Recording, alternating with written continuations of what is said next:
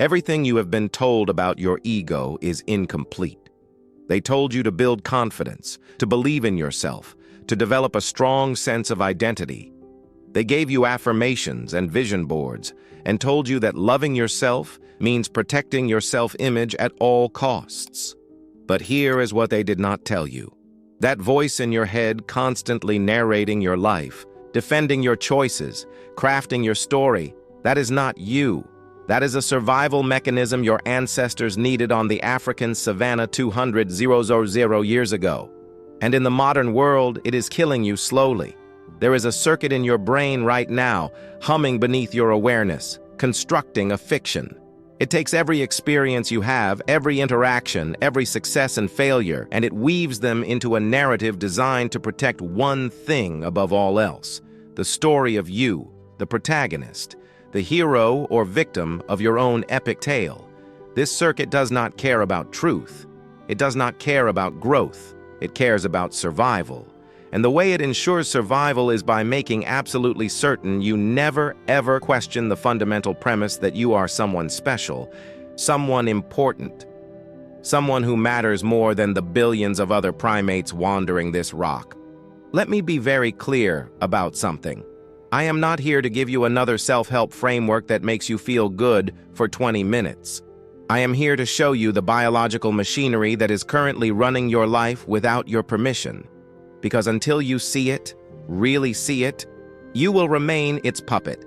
A sophisticated puppet with a college degree and a smartphone, but a puppet nonetheless. Your ego is not some abstract philosophical concept. It is a neurological process involving your medial prefrontal cortex, your posterior cingulate cortex, and a network of regions collectively called the default mode network. When these areas light up, which they do constantly throughout your day, you are engaged in what neuroscientists call self-referential processing. You are thinking about yourself, your past, your future, your reputation, your wounds, your triumphs. You are constructing and maintaining the story of I. And here is the trap. Every time you engage this network, you are reinforcing it. You are laying down myelin, strengthening synaptic connections, making it easier for your brain to default to this mode of operation. You are literally building the prison that contains you. The more you think about yourself, about how you are perceived, about whether you are winning or losing the game of life, the stronger the walls become. Until one day you wake up and realize you have not had an authentic experience in years. Everything is filtered through the question, what does this mean about me? Robert Sapolsky, the Stanford neurobiologist who has spent his career studying behavior and biology, has a phrase I want you to remember: there is no free will. Now, before you close this video thinking I am about to go full determinism on you, stay with me. Because understanding this is the key to everything. You did not choose your genes. You did not choose the womb you developed in. You did not choose your early childhood experiences that shaped your neural architecture. You did not choose the culture you were born into, the language you speak, the reward systems that were installed in your brain before you could even form memories. Every thought you have, every impulse, every desire, every fear, it arises from causes you did not control. And at the center of it all, generating the loudest signal, is this thing you call your ego. This sense that you are a unified, consistent, autonomous agent making free choices. But you are not. You are a biological system responding to inputs according to its programming. And the biggest part of that programming, the most resource-intensive process your brain runs, is the construction and defense of a fictional self. Let me tell you what your ego actually is from an evolutionary perspective. For millions of years, your ancestors lived in small tribes of 50 to 150 individuals. In that environment, your survival depended entirely on your social standing. If the tribe rejected you, you died. There was no backup plan, no moving to another city, no online community, just you, alone in a landscape full of predators and zero chance of reproducing. So your brain evolved an incredibly sophisticated system for tracking your social status. It needed to know, am I safe? Am I valued? Am I respected? Do people see me as strong or weak? competent or incompetent, trustworthy or suspicious. Every interaction became data. Every glance, every tone of voice, every inclusion or exclusion from the hunt. And your brain took that data and constructed a model, a map of where you stood in the hierarchy. This map, this model, this constant calculation of your social value, that is what you call your ego. But here is where it gets interesting. The tribe is gone. You are not going to die if someone unfollows you on social media. You will not starve if your coworker gets the promotion instead of you. You will not be eaten by a lion if someone criticizes your idea in a meeting. But your brain does not know that. The amygdala, the ancient threat detection system in your limbic region, it is still running software designed for the savannah. And so every tiny slight, every hint of rejection, every comparison that does not favor you, triggers the same cascade of stress hormones that your ancestors experienced when facing actual death. Your ego is not protecting you. It is traumatizing you, over and over, multiple times per day, because it cannot tell the difference between social discomfort and mortal threat. And the solution it keeps offering you, the solution that feels so right in the moment, is to defend itself, to fight back, to prove its worth, to craft a narrative where you are right and they are wrong, where your suffering is noble and their success is undeserved, where you are the hero fighting against an unfair world. And every time you do this, every time you engage that defensive narrative, you are flooding your system with cortisol. You are activating your sympathetic nervous system. You are shutting down your prefrontal cortex, the part of your brain capable of perspective and wisdom and actual problem solving. You are quite literally making yourself dumber in order to protect a story that was never true to begin with. The Stoics understood this 2,000 years ago without fMRI machines. Marcus Aurelius, the Roman emperor who commanded legions and held absolute power, wrote in his private journals, "You have power over your mind, not outside events. Realize this, and you will find strength." He was not talking about positive thinking.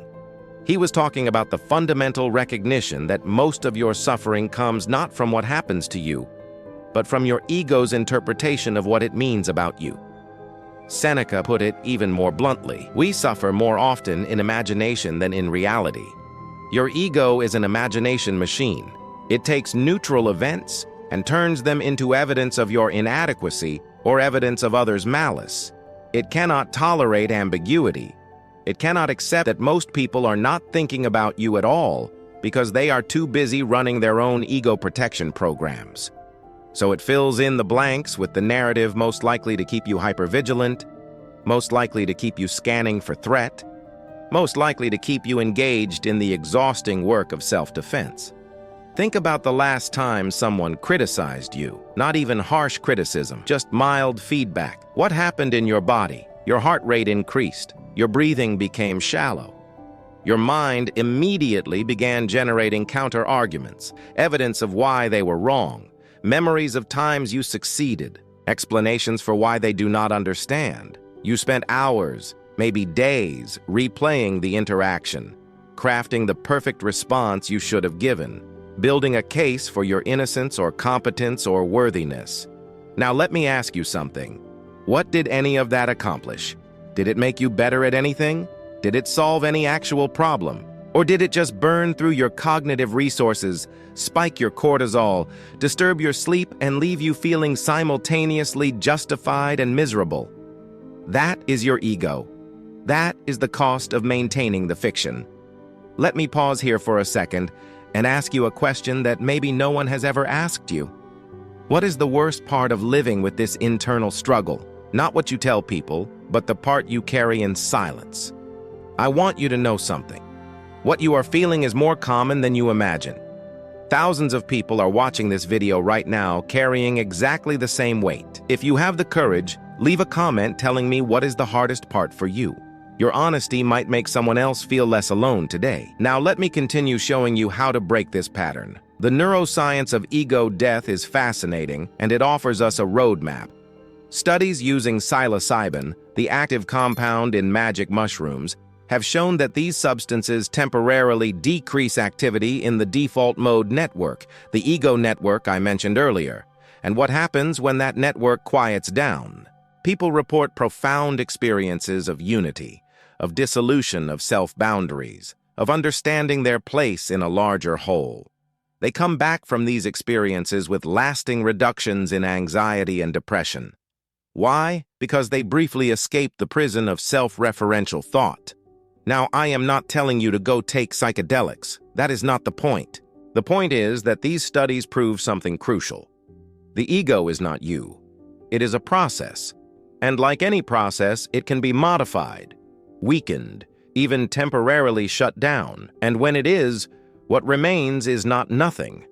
What remains is consciousness itself, awareness, the capacity to experience without constantly filtering everything through the question of what it means about me. This is what the Buddhists have been saying for 500 years.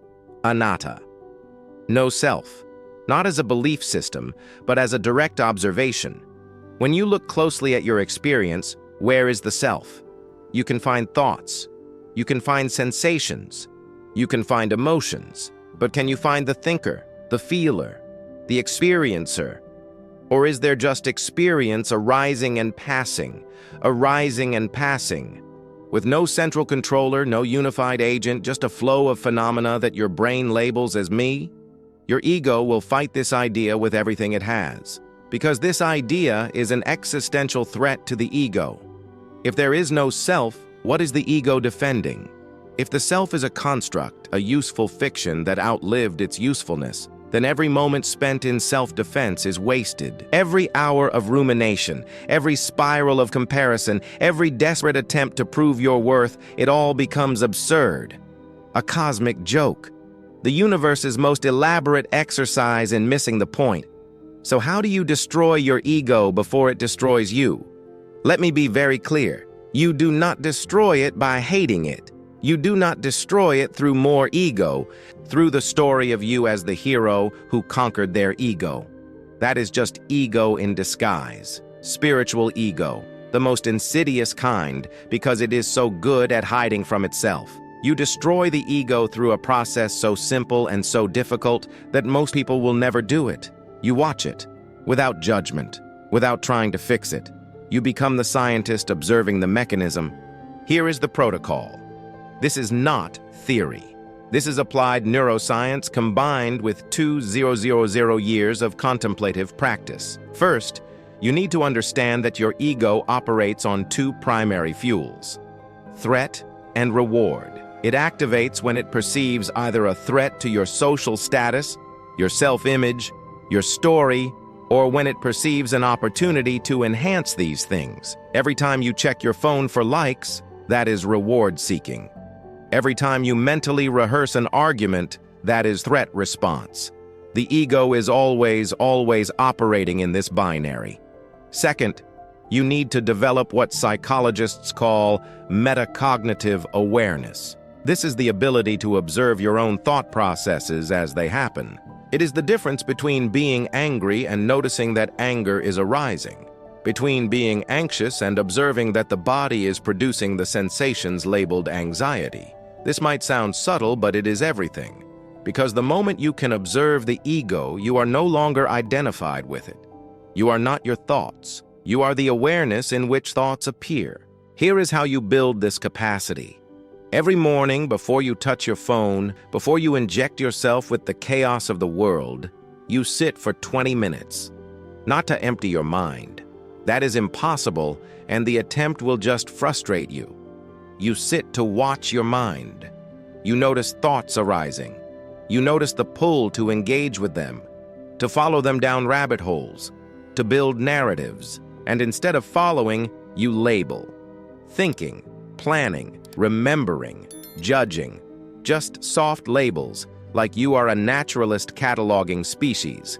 No good or bad, just observation. What this does neurologically is fascinating. You are activating your prefrontal cortex, specifically the dorsolateral prefrontal cortex, which is involved in cognitive control and attention regulation. At the same time, you are decreasing activity in the default mode network, The ego network. You are literally rewiring the hardware, building new patterns, teaching your brain that consciousness does not require constant self-referential thinking, that you can be aware without being awareness of me. Third, and this is where it gets practical, you need to deliberately put yourself in situations where your ego has nothing to defend or promote. This is the principle of voluntary discomfort that the Stoics used. Seneca would practice poverty for a few days each month, not because he enjoyed it, but because it showed him that his ego's fear of losing status was worse than the actual experience of reduced circumstance. He was breaking the association between comfort and identity. For you, this might look like posting something online without checking for responses, letting someone have the last word in an argument even though you have the perfect comeback, asking a question you think might make you look stupid, trying something you might fail at publicly. Each time you do this, you are sending a signal to your amygdala that social discomfort is not death. You are reconditioning the threat response. You are showing your ego that it does not need to protect you from every moment of potential embarrassment or rejection. Fourth, you practice what I call narrative interruption. Your ego is constantly telling stories about why things happened the way they did, about what people think of you, about what your past means and what your future holds. These stories feel true because they are generated automatically without conscious effort. But here is the thing. They are just one possible interpretation. They are not facts. So you start catching yourself in story mode. Someone does not text you back and your ego immediately generates a narrative. They are mad at me. They do not respect me. I said something wrong. You notice this. And instead of believing the story, you list alternatives. They are busy, they forgot, their phone died. They are dealing with their own chaos. Not to convince yourself of any particular alternative, but to see that your ego's first interpretation is not reality. It is just the interpretation most likely to keep you vigilant and defensive. Fifth, and this is advanced, you start examining the core beliefs that fuel your ego. These are usually installed early, before you had the cognitive capacity to question them. Beliefs like, I am only valuable if I am successful. I am only lovable if I am perfect. I am only safe if I am in control. These beliefs run deep in the implicit memory systems, and they generate most of your ego's defensive behavior. The way you examine them is not through intellectual analysis. That just creates more ego, more story. You examine them through direct experience. You notice when they are active. You feel the sensations in your body when they are triggered. You observe the specific thoughts they generate. And you ask, without trying to answer, is this true? Not philosophically. Experientially. In this moment, in this body, is this belief reflecting reality or creating suffering? What you will find, if you do this work consistently, is shocking. You will find that most of your suffering is optional, that the ego's constant vigilance is not protecting you from anything real, that the story you have been defending, the identity you have been maintaining, is not only exhausting but also boring. It is the same story repeated with minor variations for decades. You are the hero or the victim. The world is for you or against you. You are winning or losing. And none of it captures the actual richness and complexity of being a conscious organism in a universe that is utterly indifferent to your self-image. Seneca wrote, "We are more often frightened than hurt, and we suffer more in imagination than in reality." This is the cost of ego. It takes you out of reality and traps you in simulation, in the endless projection of possible threats and possible triumphs, in the gap between what is and what your ego thinks should be. And in that gap, that is where all the suffering lives. Marcus Aurelius, facing plagues and wars and betrayals, wrote, "You have power over your mind, not outside events." He understood something that most people never grasp. The ego is not your mind. It is a process your mind runs, and you have the capacity to disengage from that process, to let thoughts arise without identification, to let emotions move through without creating a story about what they mean about you, to experience life directly, rather than through the filter of constant self-concern. Here is what happens when you do this work consistently. The first thing you notice is space, mental space. You realize how much of your cognitive bandwidth was being consumed by the ego's operations. Replaying conversations, imagining scenarios, defending positions, comparing yourself to others. All of that starts to quiet down, not because you suppressed it, but because you stopped feeding it attention. And in that space, you start to notice things you never saw before. The way light moves, the complexity of other people's experience, the fact that most of what you worried about never happened, and most of what you achieved did not bring the satisfaction you thought it would. The second thing you notice is energy, real energy. Not the manic energy of ego-fueled striving, but the steady energy of being aligned with what is, rather than constantly fighting it. You realize that the ego's defensive operations are exhausting. They require constant monitoring, constant adjustment, constant storytelling. And when you stop running that program 24/7, you suddenly have resources available for actual creativity, actual connection, actual problem solving. The third thing, and this is the big one, is freedom. Not the freedom to do whatever you want. That is just ego in different clothes. But freedom from the constant tyranny of self-concern. Freedom from needing every interaction to confirm your worth. Freedom from the exhausting work of impression management. Freedom from the fear that someone, somewhere, might be thinking something negative about you. And in that freedom, you discover something unexpected. You become more effective, not because you are trying harder, but because you are no longer sabotaging yourself with the ego's defensive maneuvers. Let me tell you what this is not. This is not becoming a doormat. This is not accepting abuse or tolerating mistreatment. This is not passive acceptance of injustice. When your ego is not running the show, you actually become clearer about real boundaries, real values, real principles worth defending. Because you are not defending them to prove something about yourself. You are defending them because they matter independent of your self-image. This is also not becoming emotionless. Emotions are data. They are signals from your biological machinery about the environment. Anger tells you a boundary was crossed. Fear tells you there might be danger. Sadness tells you something valuable was lost. These are useful. What is not useful is the ego's hijacking of these emotions, its transformation of every feeling into evidence for its narrative. That is what you are disengaging from. The drama, the story, the endless internal monologue that turns every experience into a referendum on your worth. Think about someone you know who seems genuinely at peace. Not fake peace, not spiritual bypassing, real groundedness. What you are noticing in them is the absence of frantic ego defense. They can be criticized without collapsing.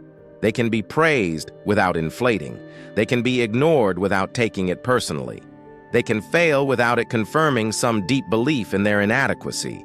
They can succeed without needing to broadcast it to validate their worth. This is what is possible when you stop investing all your energy in defending a fiction. The biological machinery that creates ego is not going away. Evolution is slow. You will have the default mode network for your entire life, but you can change your relationship to it. You can recognize its operations without being controlled by them. You can see thoughts about yourself arising without believing they are you or true or important. You can experience the pull of ego, the seduction of its narratives, and choose not to engage. Not through willpower, that is just more ego, but through clear seeing. Through the direct recognition that the ego is optional. Here is the practice I want you to start with. For the next 7 days, set a timer on your phone for 3 random times during the day. When the timer goes off, stop whatever you are doing and ask yourself one question. What is my ego doing right now? Not to judge it, not to fix it, just to observe it. Is it comparing you to someone? Is it replaying something that happened? Is it rehearsing something that might happen? Is it defending a position? Is it seeking validation? Just notice, label it softly. That is ego. And then return to whatever you were doing. What this simple practice does is create separation. It shows you that there is awareness and there is the ego's activity, and they are not the same thing. Most people live their entire lives completely identified with the ego. They think the voice is them, the story is them, the defender is them, And this practice, this simple intervention, starts to dissolve that identification. It shows you that you are not the ego. You are what observes the ego. And that changes everything, because when you are no longer defending the ego, when you are no longer imprisoned by its constant demands for validation and protection, you become available for something much more interesting. Actual life. Actual experience, actual connection with other human beings who are also running ego programs and suffering from them and occasionally having moments of genuine contact when both egos take a break. You become available for presence, for this moment, for what is actually happening rather than what your story says should be happening. And in that presence, you find something your ego has been promising but never delivering: peace. Not the peace of getting what you want, not the peace of finally proving your worth, but the peace of not being at war with reality, the peace of seeing clearly, the peace of knowing that who you actually are, underneath all the stories and defenses and desperate self-promotion, is simply awareness itself. Vast, untroubled, already whole. The ego will fight this. It will tell you this is dangerous, that without its protection, you will be destroyed. That without its constant vigilance, you will fail or be rejected or be revealed as the fraud it secretly believes you are. This is the ego's last trick. This is how it keeps you imprisoned, through fear of what happens if you stop defending it. But here is what actually happens. You become more effective, more creative, more resilient, because you are no longer wasting energy on internal warfare. You are no longer fragmenting your attention between what is happening and what the ego thinks it means about you. If you made it this far, I already know something important about you. You do not just want to survive your own mind, you want to master it. This channel is not about magic promises. It is about real people sharing real tools that work in the real world. If this makes sense to you, subscribe to the channel. Not because I am asking, but because you deserve a place where you can learn to build the version of yourself you always knew was in there. Biology is destiny until you hack it. One final thing before we end. This work is not linear. You will have days where you see clearly and days where you are completely identified with the ego again. Days where you are spacious and present, and days where you are contracted and defensive. That is normal. That is the process. The ego does not disappear. It just becomes less convincing, less compelling, less able to hijack your entire experience. And over time, with consistent practice, you start to live more from awareness and less from story. More from what is and less from what should be. More from reality and less from the ego's desperate simulation. This is not a journey from broken to fixed. You are not broken. The ego is not bad. It is just outdated. It is biological machinery designed for a world that no longer exists. And now you have a choice. Keep running that machinery and suffering its consequences, or learn to see it for what it is and live beyond its narrow constraints. The choice is not moral. It is practical. It is about whether you want to spend your one life defending a fiction or experiencing reality. Neither is right or wrong, but only one leads to actual peace. Only one leads to actual freedom. Only one leads to the version of consciousness that is available when the ego finally, mercifully, shuts up. This content is for educational and entertainment purposes only. It is not a substitute for professional mental health care. If you are struggling with your mental health, please consult with a qualified therapist or counselor who can provide personalized support for your specific situation.